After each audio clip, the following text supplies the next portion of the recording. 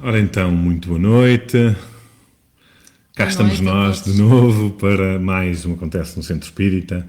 Hoje entramos uns minutinhos mais cedo, precisamente para eu poder partilhar, que é o que vou fazer, para esperar que entrem aí e nos digam como é que está o som, como é que está a imagem, se está tudo bem. Eu vou já partilhar, Boa noite a aproveitar. todos que estão-nos a ouvir. Espero que estejam muito bem nas vossas casas, que não esteja aí a chover muito. Aqui está ótimo, já está tranquilo. E queríamos aproveitar no início deste programa para vos dizer que nós na ACHEV, julgo que já falámos isso a semana passada, vamos dar início retomar, digamos assim, as aulas de educação espírita para as crianças e também para os jovens. Acontece que, devido ao Covid e à epidemia, não é? Tivemos que suspender as aulas, mas as saudades são muitas e então vamos pela primeira vez fazer esta experiência que é estarmos todos juntos em aulas de educação espírita online. Vamos ver como corre, certamente que bem, pois se na escola as crianças já estão habituadas a estar a ter aulas online, então certamente, por maioria de razão, vai correr tudo de forma tranquila. Esperamos que nós, a equipa de educadores que vai estar presente nessas aulas, possamos também inovar em relação aos métodos para poder captar o interesse de todas as crianças. Como é online, isto vai proporcionar que não só as crianças que vivem em Viseu possam frequentar essas aulas. Assim, se for de longe, se for de Lisboa, se for do Porto, se for de outra vila, inclusive até pode ser eventualmente português e estar a residir neste momento noutro país da Europa. Então, se tiver vontade e se o seu filho tiver mais de 7 anos, ou seja, tiver entre os 7 e os 13 anos, basta nos enviar um e-mail dizendo que tem vontade de inscrever os seus filhos e dizemos já de antemão que as aulas vão começar no dia 11, próximo dia 11 de outubro e serão sempre ao domingo de manhã às 11 horas da manhã. Portanto, uma altura boa para iniciarmos, ou melhor, terminarmos o fim de semana, que é podermos assim estar todos reunidos a falar sobre valores ético-morais, essencialmente. Exatamente. Ora bem, cá estamos então, hoje, para vos falarmos sobre, eu ia dizer o nosso papel, que é o papel do espírita na sociedade. É óbvio que, se calhar, ainda somos apenas aprendizes da doutrina espírita, como é óbvio, não é? Ainda não seremos espíritas na plenitude, mas para lá nos deslocamos, como é óbvio, porque o que pretendemos é aprender e, acima de tudo, colocar em prática o aprendizado que nos foi trazido por Jesus e pelo Consolador com Allan Kardec, e daí acharmos que ser um tema extremamente importante para a sociedade em si e para o espiritismo, para a doutrina e para os espíritas, porque a doutrina só é dada a conhecer se nós, espíritas, que acreditamos e que tudo fazemos por colocar em prática, se nós próprios também acreditarmos. Olha, assim, antes de passarmos a algumas questões que eu tenho em mente fazer-te, porque realmente nós que analisamos o movimento espírita e o espírita, falando aqui mais em Portugal, eu sei que cada país tem uma forma diferente de estar, que os espíritas têm uma forma diferente de estar, mas seguramente que, ou no Brasil, ou onde quer que nos ouçam, na Europa, por esta Europa fora, seguramente também devem sentir e também sentem isto. Qual é o verdadeiro papel do espírita na sociedade?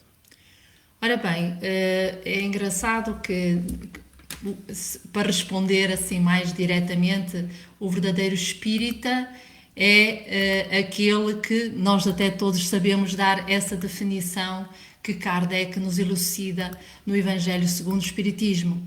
O verdadeiro espírita é aquele que reconhece o verdadeiro espírita pela sua transformação moral e pelo esforço que faz em dominar ou suplantar as suas más inclinações. Portanto, o verdadeiro espírita seria um homem de bem, um homem bom. E o que é que acontece muitas vezes? É que nós, quando entramos no movimento espírita, quando dizemos movimento espírita, significa um conjunto de centros, associações, congressos, seminários, tudo aquilo que circula à volta das associações criadas pelos homens, não é? Que somos todos participantes e colaboradores enquanto espíritas nessas associações e todos em conjunto fazemos o chamado movimento espírita. Ora, quando vamos pela primeira vez a um centro espírita, já ouvimos vários comentários desses iniciantes na doutrina espírita. É de que de repente se deparam com pessoas, com colaboradores, com trabalhadores, com espíritas em geral, ou pessoas que se dizem espíritas imperfeitas, ou seja, que por vezes cometem muitos erros. Exatamente, porquê? Porque nós somos precisamente imperfeitos. Vejam, por exemplo, o que diz Allan Kardec na Revista Espírita de dezembro de 1861.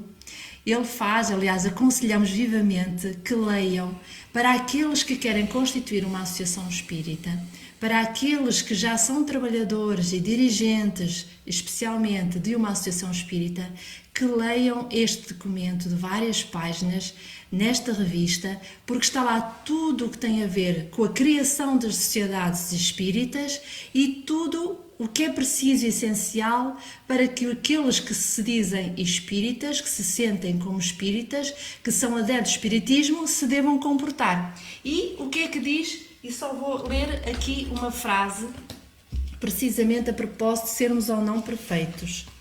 Diz assim Allan Kardec: tendo por objetivo a melhora dos homens, o espiritismo não vem procurar os perfeitos, mas os que se esforçam em o ser, pondo em prática os ensinos dos espíritos.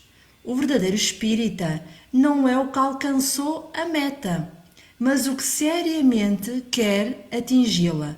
Sejam quais forem os seus antecedentes, será bom espírita desde que reconheça as suas imperfeições e seja sincero e perseverante no propósito de se emendar. Então, o que é que Kardec nos vem dizer, assim como os espíritos superiores elucidam também no Evangelho segundo o Espiritismo, num capítulo dedicado ao sede perfeitos, que foi mencionado por Jesus Cristo. É que nós, para sermos homens de bem, necessariamente precisamos de esforçar. Mas então quando nós dizemos assim, mas não somos perfeitos, ou aquela pessoa ainda tem um comportamento de que demonstra que tem muitas imperfeições. Ora, nós não podemos usar isso como desculpa para não fazermos um esforço. Porque normalmente o que é que acontece? É que nós dizemos, eu sou orgulhoso e dificilmente eu vou conseguir agora numa vida ser uma pessoa humilde. Ainda tenho muito para andar. Mas o que é que nós aprendemos com o Espiritismo? Na fase em que nós estamos, já todos sabemos distinguir, por exemplo, entre falar verdade e falar mentira. É ou não é? Nós já todos sabemos distinguir o que é ser honesto e o que é ser desonesto. O que é ser leal e fiel e o que é ser infiel. Portanto, há situações que nós já sabemos no dia-a-dia distingui-las muito bem. Então, por que é que nós não nos transformamos praticando bem? Porquê? Então, temos que distinguir entre aqueles que creem no Espiritismo e aqueles que compreendem o Espiritismo. Porque a pessoa que crê no Espiritismo já pode ter lido todos os livros da codificação espírita, pode ter uma verdadeira enciclopédia do ponto de vista filosófico e científico na área do Espiritismo, mas em sua casa, como se relaciona com o seu esposo, como se relaciona com a sua esposa, como se relaciona com os seus filhos. Provavelmente, como se relaciona com os seus trabalhadores numa empresa? Será que não os tenta escravizar? Ou será que o seu comportamento é realmente de uma pessoa de bem? Então o que nós vemos é que a pessoa às vezes tem esses conhecimentos todos, mas o seu comportamento não é exemplar. E como se diz de espírita, a pessoa olha para ele exigindo, ou portanto, automaticamente achando que por ser espírita, ele já deveria ter um comportamento diferente. E porquê que isto nem sempre acontece? Porque por vezes nós queremos e conhecemos, mas não compreendemos. Aquele que compreende, automaticamente tem a certeza naquilo que aprendeu. E como tem a certeza, vai modificar o seu comportamento. E como vai modificar o comportamento, vai fazer o tal esforço para se tornar uma pessoa de bem.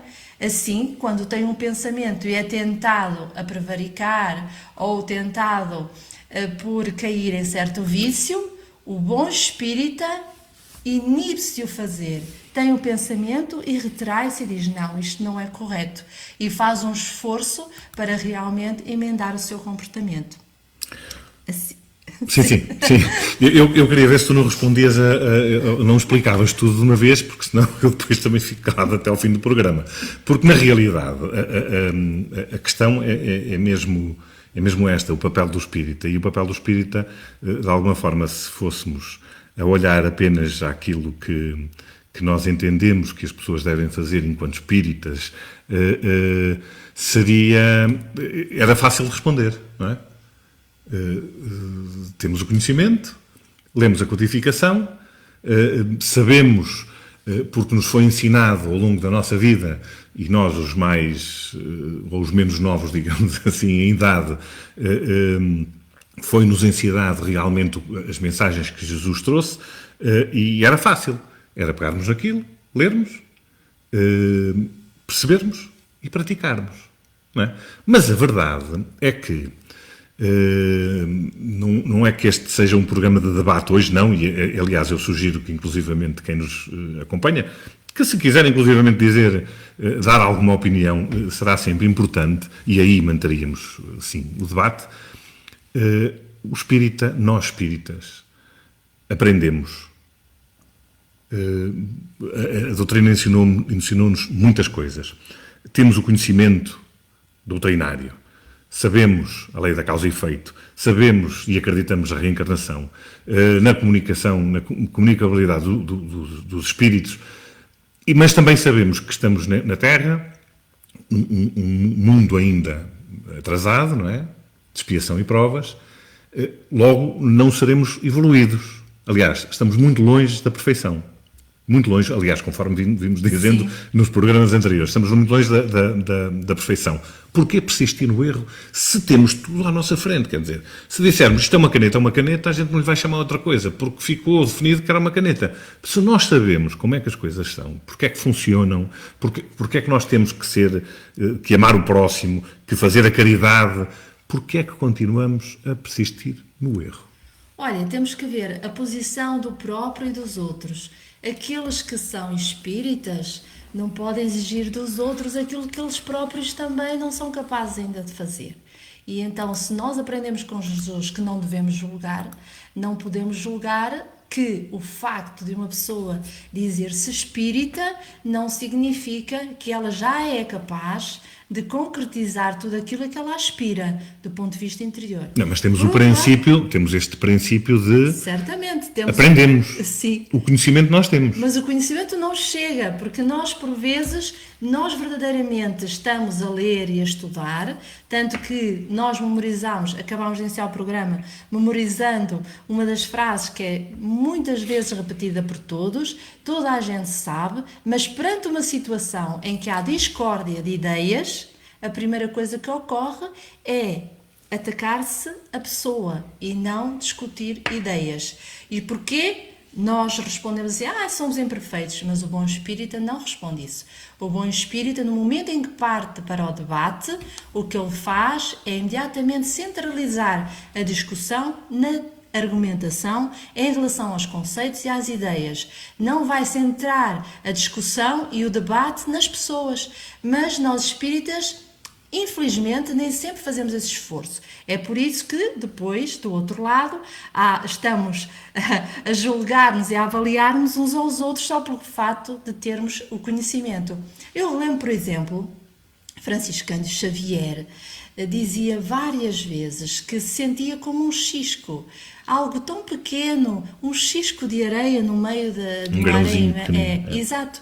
Então ele dizia isto, não só porque ele se sentia simples, uma pessoa simples, com parcos estudos em relação a outros que tinham mais conhecimentos, não só do ponto de vista de uma humildade, mas porque ele fazia algo que nós espíritas às vezes esquecemos de fazer, que é o autoconhecimento. E ele, na sua autoanálise, percebia que às vezes tinha sentimentos que ele sabia, do ponto de vista doutrinário, da filosofia e da moral espírita, que não eram os mais corretos.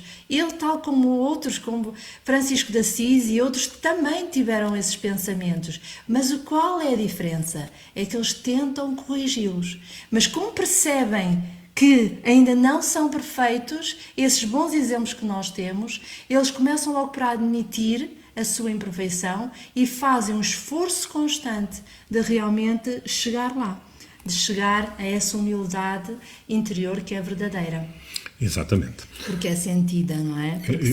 Exato. Olha, obviamente, conforme eu disse há pouco, e tu o transmitiste também agora, é lógico que nós não somos perfeitos.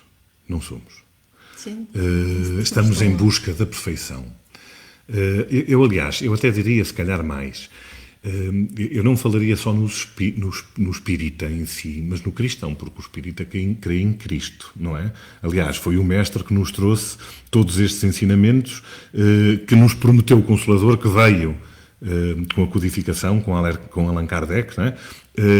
Porque à época ninguém sabia o que era o espiritismo, de alguma forma, era o cristianismo.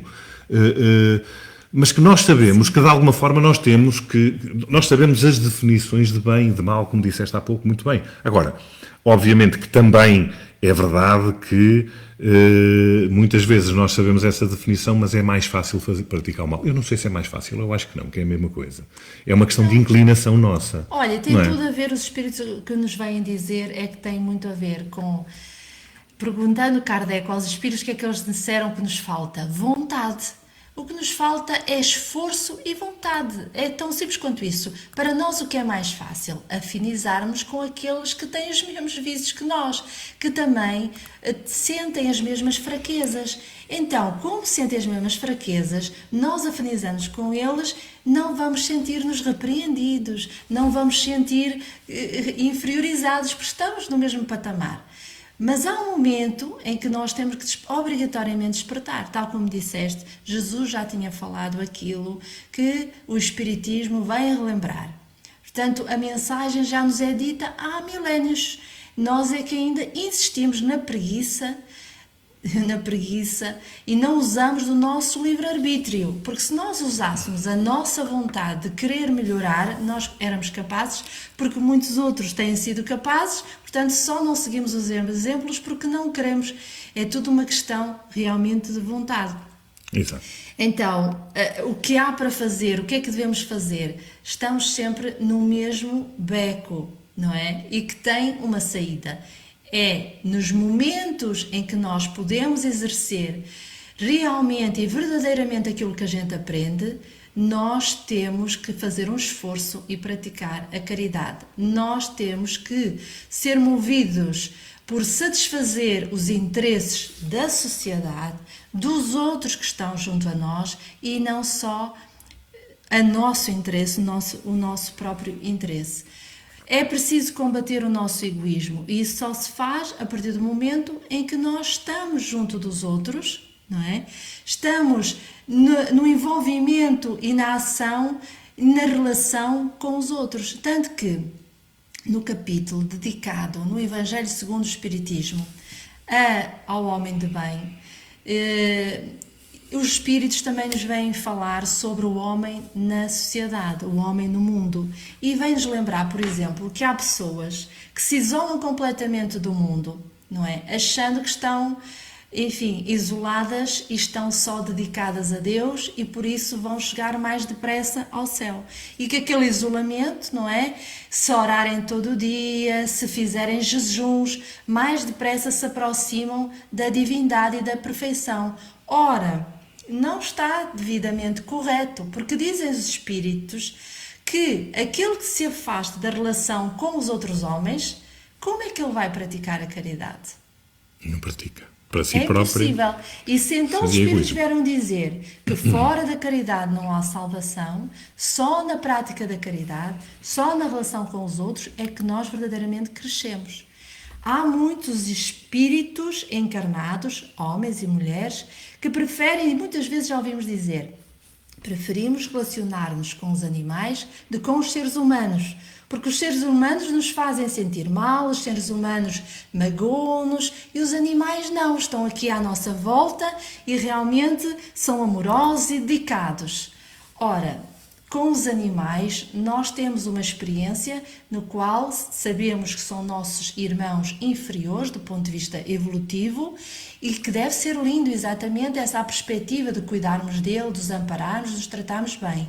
Mas a nossa maior prioridade deve ser na relação com os outros, com os nossos familiares, com todos aqueles nos quais estamos integrados em sociedade, seja no trabalho, seja nas associações. E é com eles que o verdadeiro espírita se deve relacionar de modo diferente. E qual é o modo diferente? Bom, eu vou-vos dar um exemplo. Tenho uma pessoa na família que, assim que leu o primeiro livro espírita, deixou de fumar. Passado poucos dias, deixou de fumar. Passado uns tempos, começou automaticamente a pensar em dedicar a sua vida mais aos outros. Pensou em se dedicar à caridade, preocupando-se com crianças e com jovens, com outro tipo de não dedicar só o seu tempo ao trabalho ou à família, mas dedicá-lo a outras obras assistenciais. E com o tempo nós vimos essa mudança. E é isso que nós gostaríamos de ver naqueles que dizem que são espíritas. Nós gostaríamos de ver um exemplo. Para quê?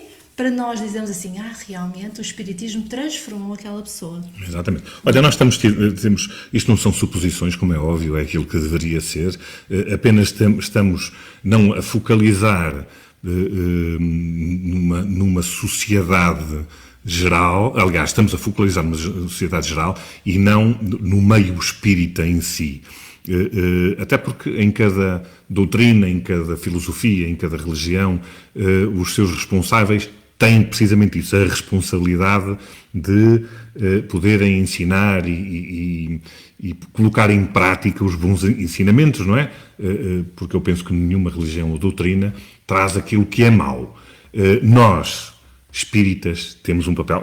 Veio um pensamento agora há pouco, porque isto é uma frase quase que já feita e batida, que foi espíritas univos. Já lá vamos, principalmente à parte dos responsáveis pela doutrina espírita, aqueles que, à frente dos centros, terão essa responsabilidade. Não quer dizer que também não sejam atrasados, não sejam pessoas com pouca evolução. Pode acontecer, mas têm uma responsabilidade perante a sociedade e principalmente perante aqueles a quem se dirigem. Eu ia só colocar aqui uma questão, o Zé Pedro já colocou aqui assim uma outra situação que já lá vamos. O Zé Pedro, deixa-me só ir ao programa anterior onde aliás, ao direto que nós fizemos ontem, onde tu colocaste aqui uma questão quase que em jeito de afirmação: como posso ser espírita dando exemplo e fazer com que a doutrina não se propague, não se expanda, não cative, não receba os mais novos e não lhes dê a oportunidade? Ora bem, se não como é que posso ser espírita quando não vou promover tudo isto? Foi o que dissemos até aqui, penso eu, não é? Na verdade, já respondemos a essa questão, porque nós necessariamente, os espíritas, tendo a consciência que não são perfeitos, têm que ter também a consciência que têm que, pelo menos, tentar não ser iguais àqueles que não têm conhecimento. Porque nós, como tal, aprendemos, e na Gênesis isso é muito claro e está bem explicado, nós vamos, à medida que estamos a desenvolver o nosso conhecimento, à medida que vamos evoluindo espiritualmente, nós vamos também aumentando o nosso livre-arbítrio e vamos tornando mais responsáveis. Então, aquele que é ateu e que não tem conhecimento sobre a vida futura, que não tem conhecimento nem tem fé em Deus, esse, quando pratica um mau ato ou um ato imoral, tem menos responsabilidade que aquele que já tem conhecimento, já sabe quais as consequências do seu mau ato ou do seu ato imoral. Portanto, é isso que nós temos que pesar, é que nós, enquanto espíritas, temos responsabilidades, e essa responsabilidade é que se nós já entendemos e já percebemos e já nos veio o conhecimento ter connosco, ou nós o fomos buscar, então temos que fazer bom uso dele. E o bom uso é, e vamos repetir, é o interesse de todos, é pensar em conjunto, em união, não é? Aliás, Pensarmos todos unidos. Aliás, desculpa, a propósito da sociedade, parece que é importante falarmos aqui. Atualmente vemos muito pessoas afirmarem, especialmente porque estamos em momentos em vários países em que há discórdia do ponto de vista político, e então muitas pessoas questionam, mas um espírita pode ser um político? Pode ter ideias partidárias? Porque a verdade é que o espiritismo não é de esquerda, não é de direita, não é de centro. O espiritismo não é um movimento político, não é uma ideologia política. O espiritismo é uma filosofia, é uma ciência de consequências morais. Então, entendendo tudo isto, a pessoa, o ser humano que nós somos enquanto espíritas, obviamente tem que ter o espírito crítico. Deve saber refletir sobre tudo o que é bom ou mau para a sociedade. E nisso, quantos bons espíritas não foram também bons exemplos de políticos? Temos o caso do Eurípides Barçanufo, por exemplo, no Brasil, que foi professor, foi vereador e fez muito pela terra onde viveu, São Sacramento. Mas temos o caso do Dr. Bezerra de Menezes, que também era político, ou de José Herculano Pires, que também era político, ou tinha uma visão política, os seus ideais políticos ele defendeu-os muitas vezes, não misturando, tentando não misturar o espiritismo com isso. Todos eles foram bons exemplos. Temos em Portugal, tivemos a Maria Veleda que foi uma republicana, há tese de mestrado sobre ela como defensora do feminismo e da República, e ela escrevia contra a monarquia, mas de repente ela conheceu o espiritismo e a sua postura mudou. Portanto, temos muitos exemplos. O espírita pode ter as suas ideias, mas também deve ter o bom senso de refletir se as ideias que defende não colidem com os valores e os interesses que ele, no fundo e no íntimo, quer depois promover e divulgar. Exatamente. Olha, Regina, eu queria entrar agora aqui num campo que eu entendo se tu não quiseres ser minuciosa com isso. E até acho que não devemos ser. Aliás, antes de mais, eu gostava de vos pedir desculpa por entrar neste tema, não querendo, desde já, que fique bem claro, atacar rigorosamente ninguém. Nem em particular, nem em termos associativos, não quero entrar, e não é esse o objetivo do tema de hoje. Aliás, nós gostávamos de alguma forma de descortinar, tentar pelo menos descortinar o porquê de muitas coisas. Isto porque se nós conseguirmos fazer isso, podemos em conjunto, e quando eu digo em conjunto é todos juntos, unidos, daí há bocado a frase que eu disse, espíritas univos, podemos mudar muito em termos de país em si, da forma de atuar perante a sociedade. Não é só a sociedade espírita, porque eu sempre aprendi, o espírita, nós não estamos fechados numa redoma. Nós não somos um círculo fechado, não é? Quer dizer, é a sociedade toda. Todos os espíritos reencarnados na Terra são espíritos. E, portanto, não estão à parte. Portanto, nós podemos, de alguma forma, ajudar toda a gente. Mesmo aqueles que não acreditam nos pressupostos da doutrina espírita, não é? Agora, nós infelizmente sabemos, e não é de agora, é já de algum tempo esta parte, se calhar sempre aconteceu, agora é mais visível do que antes, porque estes meios de comunicação não existiam, não é? Que o movimento espírita se veio a afastar entre associações, em particular com responsabilidade de muita gente, do qual se calhar nós também estamos incluídos, não retirando a nossa cota de responsabilidade e não nos colocando de lado. Mas nós que começámos a participar nos primeiros encontros de jovens, por exemplo, nos Enges, não é? Sim. Eu a partir do primeiro, tu chegaste um bocadinho mais tarde, a partir do terceiro, mas nós demos conta que com o passar do tempo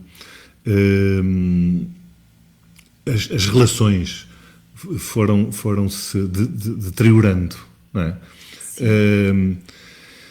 Hoje já há, sei lá, eu não direi que seja um complô, eu entendo que seja... Olha, eu acho que é importante, estava a lembrar de uma analogia que li recentemente sobre a união, que acho que nós devemos falar mais sobre a união que a desunião. Exatamente. E então achei interessante isto que escreveu, julgo que foi um filósofo, em que diz o seguinte: um conjunto de pedras faz um edifício, um conjunto de tábuas faz um barco, um conjunto de militares faz um exército. Mas se as pedras se afastarem umas das outras e caírem, o edifício desmorona. Se não tivermos as tábuas suficientes, o barco naufraga, não é? Então, pensando que a união faz a força... Desculpa só interromper-te, eu diria mais, se as pedras não estiverem bem colocadas e bem, digamos que bem tratadas, porque a pedra é um ser que não se mexe, aliás, não é um ser vivo, e se nós não fizermos com que a pedra esteja bem cimentada, é obviamente que o edifício desmorona-se. Sim, então, a questão Até porque da nós união, somos responsáveis sobre isso. a questão da união é importante e nós sabemos que se as pessoas não estiverem unidas, e voltando outra vez à revista que falei há pouco sobre a constituição, por exemplo, dos grupos espíritas e das pessoas que se unem, que nós podemos levar isto para a sociedade, a constituição de outros tipos de grupos, de outros tipos de ideais e idealismos.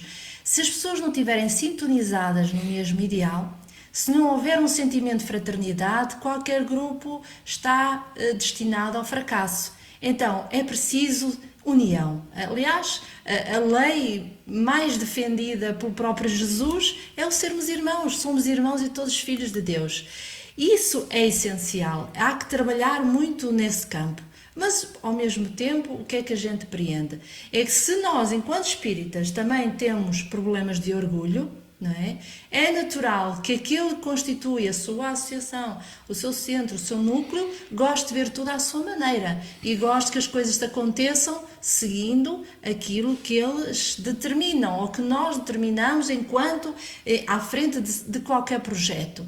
É preciso perder um pouco isso e darmos as mãos pensando que todos juntos podemos fazer um edifício muito grande. E por isso, quando a gente fala de darmos todas as mãos e às vezes parece que estamos desunidos, é porque, e vamos outra vez falar, falta de vontade. Porque muitas vezes nós temos iniciativas, queremos promover congressos, estreitar laços, juntarmos, unirmos a outros movimentos espíritas, francês, espanhol, na Holanda, na Finlândia, em vários lugares, mas também temos que pensar que há problemas de linguagem, há problemas culturais, mas muitas das vezes falta vontade.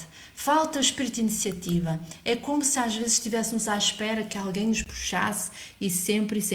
Então nós, enquanto espíritos, não podemos desistir, nem podemos deixar de acreditar nessa união, porque ela é possível. Claro, não achas que nós temos que começar por fazer o trabalho de casa? Obviamente que em termos mundiais é um projeto enorme. Aliás, da forma como nós vemos o mundo neste momento, não é? Aliás, o que nos entra todos os dias pelos telejornais é uma desgraça, completa, mas trabalharmos um pouco.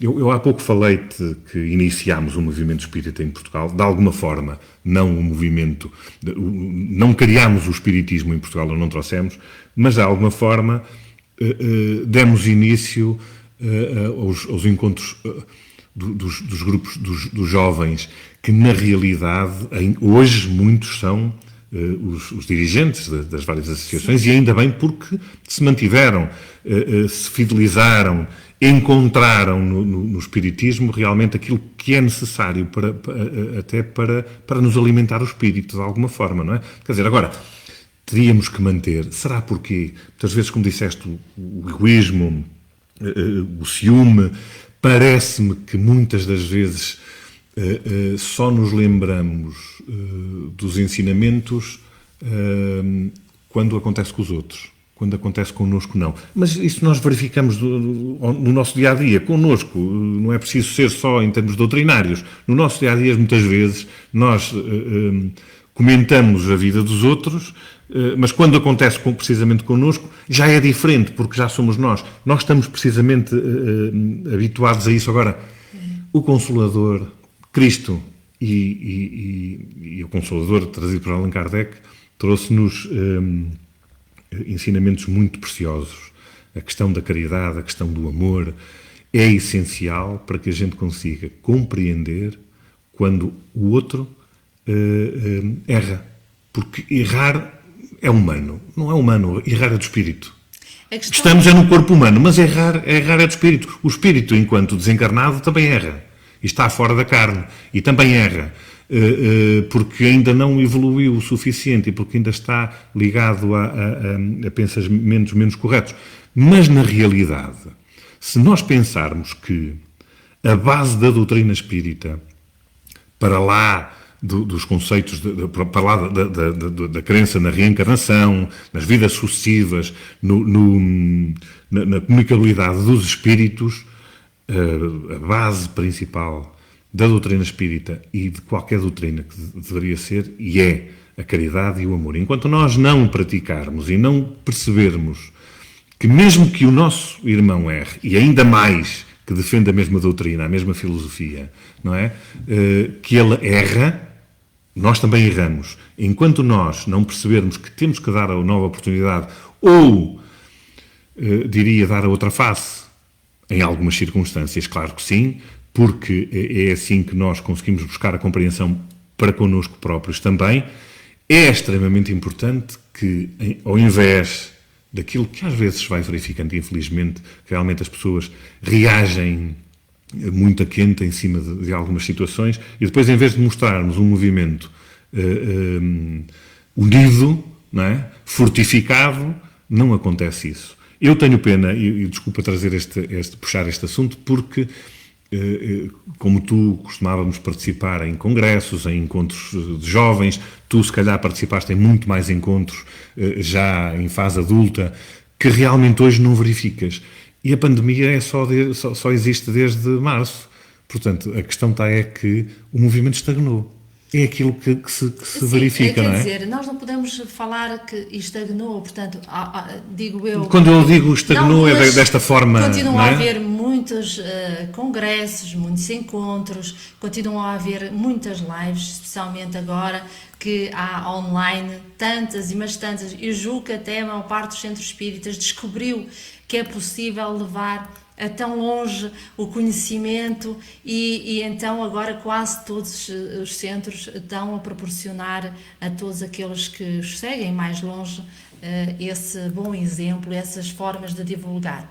Talvez importa também falarmos de que as redes sociais muitas vezes dão-nos esta oportunidade, não é, do espírita poder, enfim, colaborar em sociedade, divulgando máximas que são importantes, divulgando conhecimento que ajuda as pessoas até a ter um dia melhor, divulgando conselhos, encorajamento, mas por vezes também as redes sociais têm o perigo de levar-nos a fazer julgamentos errados sobre as pessoas, de levar-nos a fazer críticas que ficam mal e que põem em causa aquilo tudo que aprendemos. Aquilo que nós queremos que os outros sejam, acabamos depois espelhar nesses exemplos que damos até nas partilhas que fazemos, nos comentários que fazemos, de que afinal o que aprendemos não está a ser muito útil.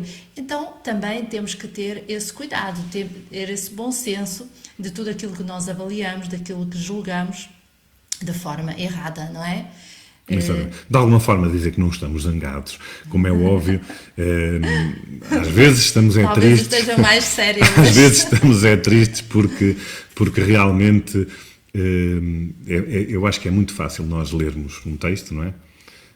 Às vezes é muito fácil, às vezes também é difícil, mas pronto, em que nos diz que realmente a caridade acima de tudo, não é?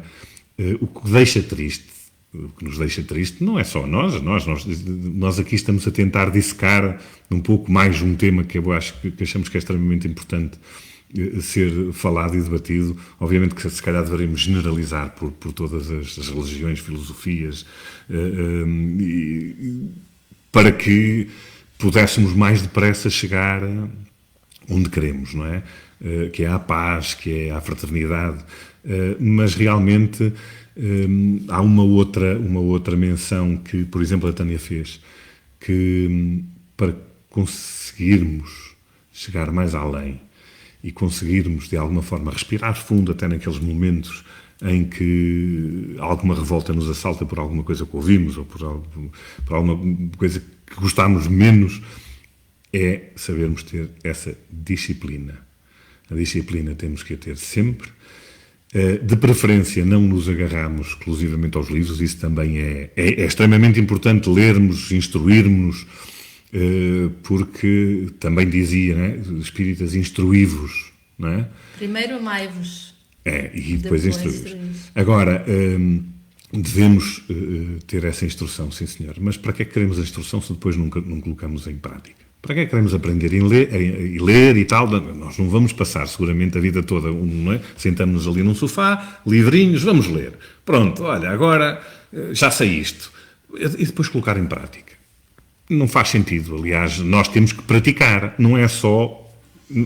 E como dizia o Zé Pedro também, o que é que nós vamos ensinar aos nossos filhos, não é? Em casa? O que queremos é ensinar corretamente, para que eles possam, de alguma forma, ser cada vez melhores. Deveria ser sempre essa a nossa vontade, não é assim? Sim, aliás, Um propósito. Toda a Associação Espírita, todo o Centro Espírita deverá ter sempre um espaço para as crianças e para os jovens, porque um centro espírita que pode nascer de um grupo de 6, 7, 10, 20 pessoas, que sejam 50 pessoas, todos maiores de idade, todos com uma idade já, por vezes, até mais de meio da idade, se não tiverem crianças e jovens, para onde vai todo aquele conhecimento? Quem é que vai dar seguimento àquele ideal, àquele projeto, àquela associação que nasceu? Não serão certamente só os espíritos, é preciso homens. Então, falta muitas vezes, até porque nós pais espíritas, ou melhor, nós espíritas que somos pais, temos também essa responsabilidade. E como vemos, muitas vezes, dentro do próprio movimento, nós, pais, deixamos os filhos em casa e não os inscrevemos nas aulas de educação espírita, porque damos desculpas, ou porque não há tempo, ou porque a criança não gosta, ou porque ela não lhe apetece, e acaba por depois falhar, porque em casa todos trabalhamos, não temos tempo para estar com as crianças, não temos tempo a falar com elas de assuntos que são muito mais importantes do que falar, provavelmente, de futebol ou política, que são aqueles que são morais e são aqueles que vão fazer as melhores opções no futuro dos nossos filhos, e depois, enfim, afinal, o que aprendemos ficou só para nós, não dividimos com os nossos filhos. Exatamente. E isso também é... Olha, isto é como tudo, eu sinceramente tenho que começar por nós, tem que começar dentro da nossa casa, tem que começar dentro dos nossos centros, para quem frequenta centro, o centro espírita, como é óbvio, tem que começar lá. Porque eu não me consigo ver, não é?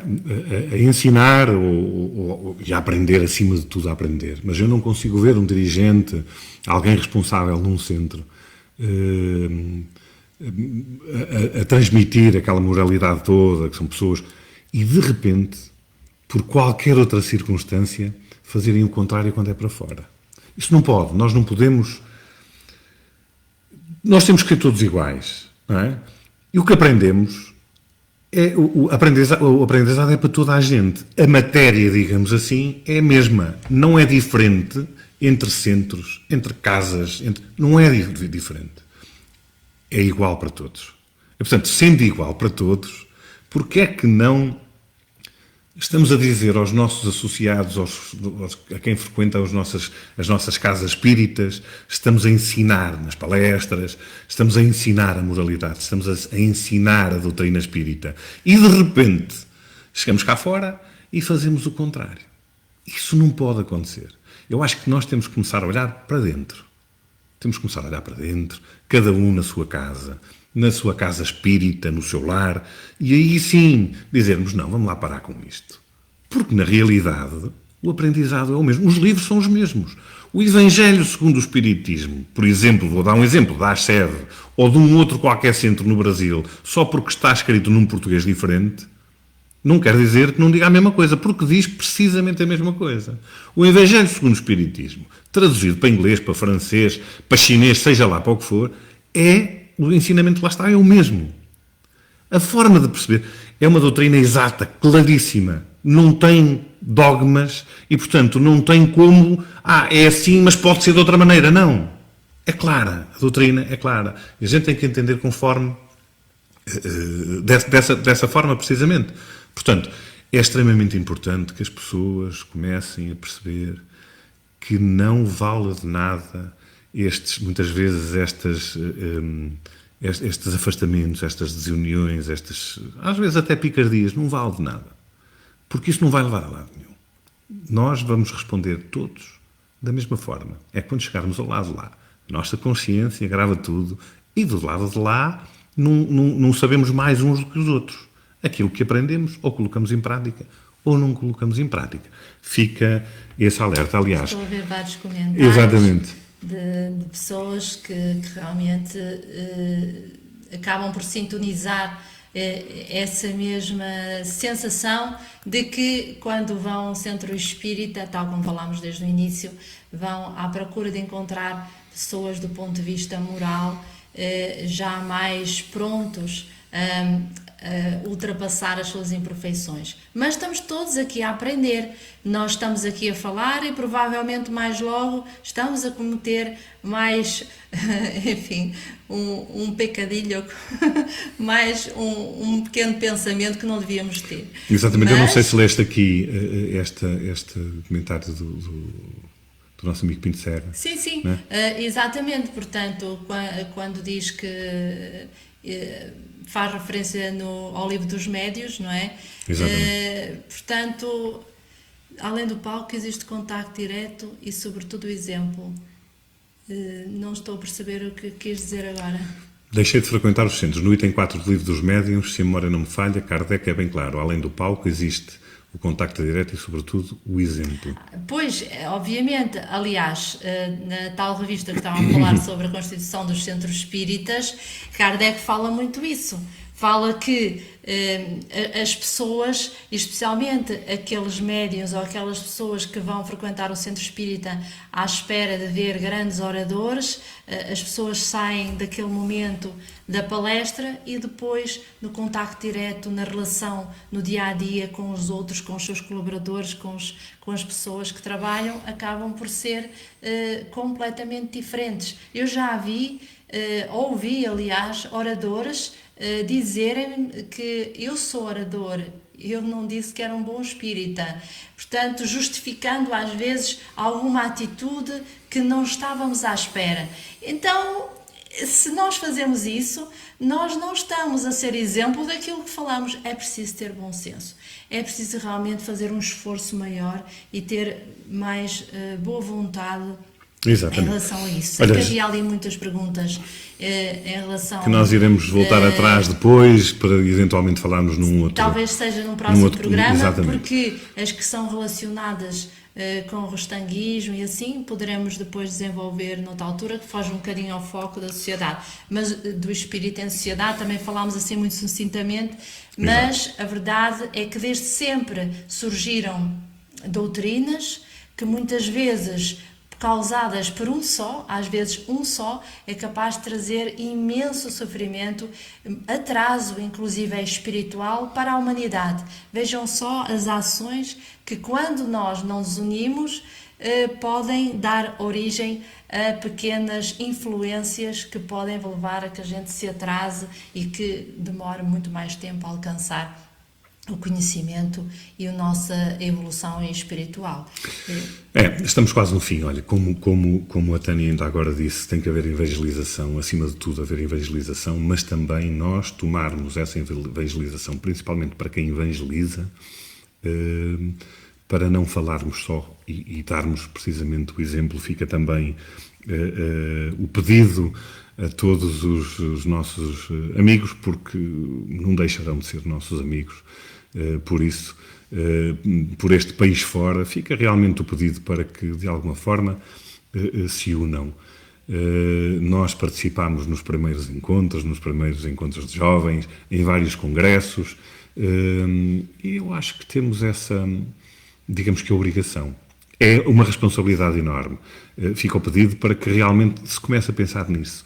Porque não faz sentido nenhum andarmos de costas voltadas. Não interessa se é A, B ou C, os nomes aqui não são importantes. Mas mesmo que não estejam, eu acho que é importante nós fazermos por isso. Darmos um passo. Eu deixa-me só, antes de vou-te dar, vou deixar que tu termines hoje, mas nós recebemos uma comunicação num dos trabalhos na sede, não tem muito tempo, talvez semana e meia, em que uma entidade dizia, e aí peço-te que me auxilies se eu falhar ou se me esquecer de alguma coisa, em que a entidade dizia que realmente, por exemplo, nesta situação de pandemia, enquanto nós persistirmos no egoísmo, nada vai passar.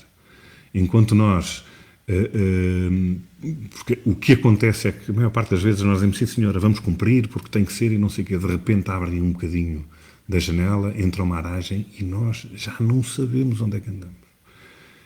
Vacilamos, prejudicamos os outros, prejudicamos-nos a nós, e a entidade dizia que realmente enquanto esta é uma prova que nós temos que passar, realmente é um outro tipo de guerra, mas é a guerra connosco próprios. E enquanto nós não tivermos essa noção de que realmente temos que mudar, temos que deixar de ser egoístas, temos que pensar em nós, mas pensar também nos outros que estão ao nosso lado. Porque ao pensarmos nele, estamos a pensar em nós. Jesus dizia, o bem que fizeres aos outros é a mim que o fazeis, não é? E, portanto, enquanto nós não tivermos essa capacidade de ultrapassar essa forma de estar, nada disto vai mudar. Se calhar o que aconteceu ou da forma como começou não é nada comparativamente com aquilo que poderá vir a acontecer. Portanto, a humanidade tem obrigatoriamente que mudar. E quem é a humanidade somos nós, os espíritos. Sim. Regina. Bom, o Gandhi disse, sede a mudança que quereis ver no mundo. E, realmente, nós, para sermos a mudança, nós precisamos de ir, tal como estava ali, escreveu bem o José Pedro, nós precisamos estar junto àqueles que mais precisam de nós. Porque quando estamos rodeados de pessoas que já compreendem, já têm a mesma visão que nós, sentimos amor, afinidade, empatia. Mas ao fim de um tempo parece que precisamos de algo mais. E o que é que nós precisamos?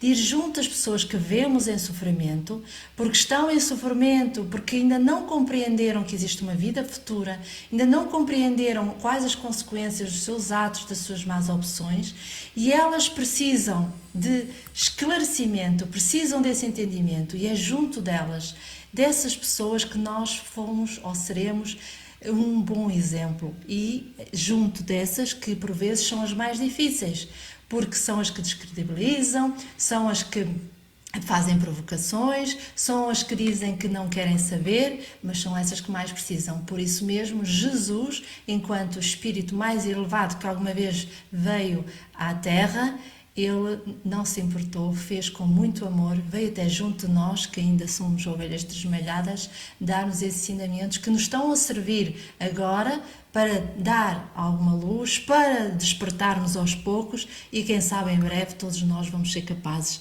de ser felizes neste mundo de terra. Exatamente. Nunca voltando as costas a ninguém, porque esse é o ponto-chave e é o principal. Devemos perdoar, não é? Como dizia Jesus, não 70, mas 70 vezes 7 vezes. Portanto, é perdoarmos enquanto a pessoa necessitar, enquanto nós precisarmos, perdoem-nos, sinceramente, enquanto nós precisarmos, porque nós chegaremos à mudança, porque é isso que realmente se pretende. Chegamos, já estamos com 55 minutos, passámos um bocadito de tempo, mas eu também demorei muito tempo a partilhar, por isso estamos desculpados. Olhem, foi muito importante falarmos sobre isto e foi muito bom ter-vos, como sempre, aí desse lado, esperando que na próxima quarta-feira possamos regressar pelas, outra vez, 9h30 da noite, com outro tema que iremos transmitir-vos antes, está bem? Uma boa noite para todos e então até para a semana. Muita paz, até para a semana. Muito obrigado por estar aí.